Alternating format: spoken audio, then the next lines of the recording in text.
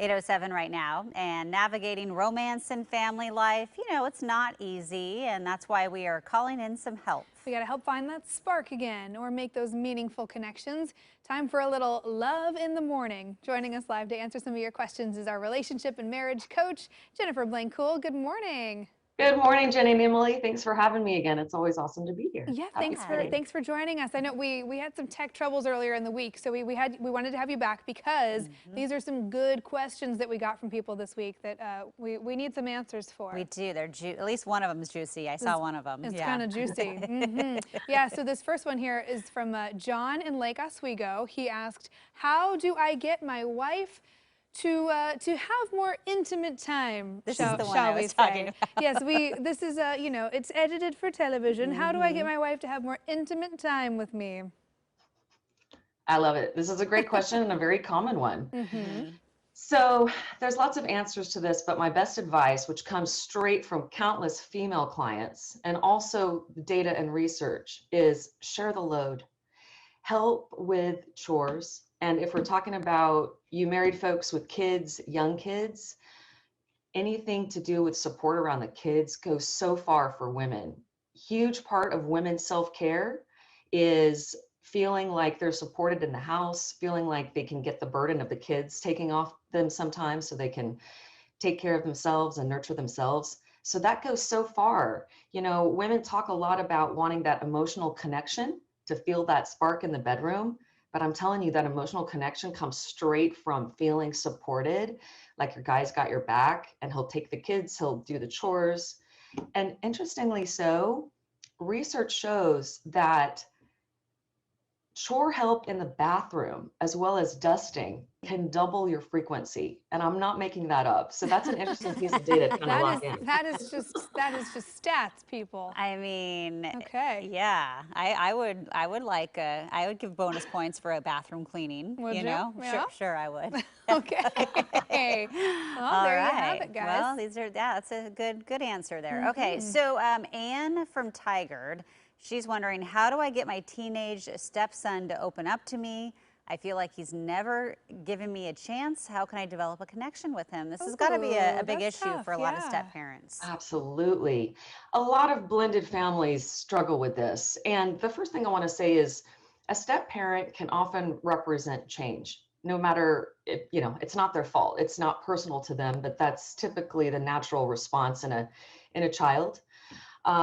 So for the step parent to just know that it's going to take time and to be able to accept that with grace in your heart, that can alleviate a lot of pressure and challenge internally around trying to get a relationship going with a stepchild. Patience, prioritizing the stepchild and being very consistent about it goes very far. A stepchild is usually faced with a lot of turmoil and unpredictability. So the more that a step parent can step in and show that they're making the stepchild a priority, they're making it about them, they're following their lead, taking interest in their interests, and being reliable about it, that's kind of your golden ticket in general speak. I would imagine it's probably easy for the step parent to say, "What's wrong with me? Why don't they like me?" Right? But you're saying it's what they represent. Anyone in that scenario represents that change. So maybe it's not you. Just need some time. It's the situation. Yes. Right. Right. So that's a good and knowing that just starting there can really shift the heart. Right. And guide our feelings and emotions and our actions. So yeah. Yeah, good way to look at it. Okay, so our last question here comes from Jeff in Portland. He asks, "My wife and I have very different parenting styles. It causes us to bicker a lot. How do we stop this cycle of arguing over everything related to the kids?" This is a big one. That's a big one for parents, yeah. Huge, very common. So differences in parenting style, extremely normal and natural. We all are different humans. If we're talking about heterosexual relationships, we're talking about vast differences between men and women. We all have different role models growing up. We all have a different set of examples on what relationship and marriage should be and feel like, and what, how we should raise our children. So keeping our eye or our heart on each other's higher intentions and our parenting styles. again, we've all got different reasons for having different preferences or thinking that certain ways of parenting are maybe better than our partners. And that does come from our history. So getting curious about, okay, where do these expectations come from? Why do you feel like that? What do you think about if we were to try this? So tackling your differences with grace and love and curiosity rather than criticism, which can kind of be the natural way that, couples can get into kerfuffle over parenting. They start criticizing each other rather than finding solutions. So that would be my best advice for that. Yeah, I'm definitely the good cop.